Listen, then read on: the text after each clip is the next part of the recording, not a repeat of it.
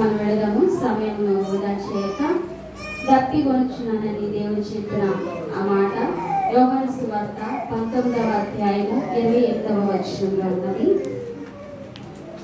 ఈ మాటను సిస్టర్ నందిగం శ్రీపారాయణ గారు మనకు వివరిస్తారు.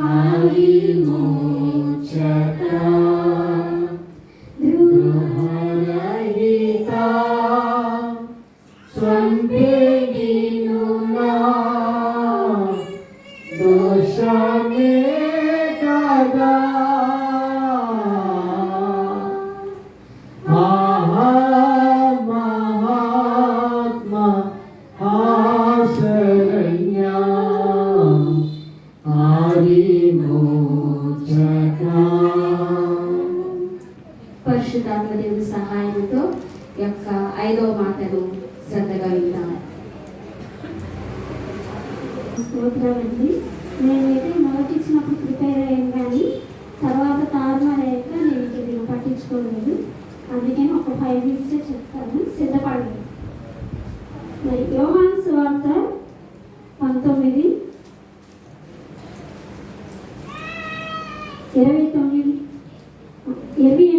చదవండి ఒకసారి. అటు తర్వాత సమస్తమును అప్పటికి సమాప్తమైనదని యేసు ఎరిగి లేఖనము నెరవేరునట్లు నేను తప్పికొనుచున్నాననెను. చాలండి. దేవుడు ఎందుకు తప్పికొనుచున్నాడంటే ఆయనకి దాహమేసి కాదు, మనలాంటి అంటే నాలాంటి పాపులు, మనలాంటి పాపుల్ని ఆయన రక్షించడానికి ఆయన దప్పికొన్నాడు అన్నమాట. అలాగే యోహాను సువార్త, ఎందుకంటే టైం లేదు కాబట్టి యోహాను సువార్త 4వ అధ్యాయము, అక్కడ సమరయ స్త్రీకి దేవుడు దాహాన్ని తీర్చాడన్నమాట. అలాగా దేవుడు సంవత్సరం కూడా దాహాన్ని తీర్చాడు. తర్వాత ఇశ్రాయేలుకి దాహాన్ని తీర్చాడు. దేవుడు ఆ లోకంలో అప్పుడే కాదు, ఈ లోకంలో కూడా దాహాన్ని తీరుస్తాడు అన్నమాట. ఈ లోకంలో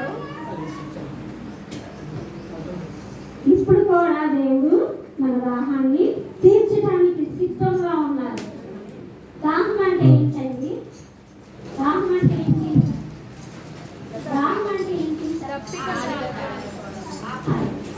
ఆత్మరక్ష అంటే ఆయుష దేవుని సన్నిధిలోకి వచ్చి నా దాహం కాదండి, నాలుక ఆడుకోవడం, గొంతు ఆడుకోవడం కాదు.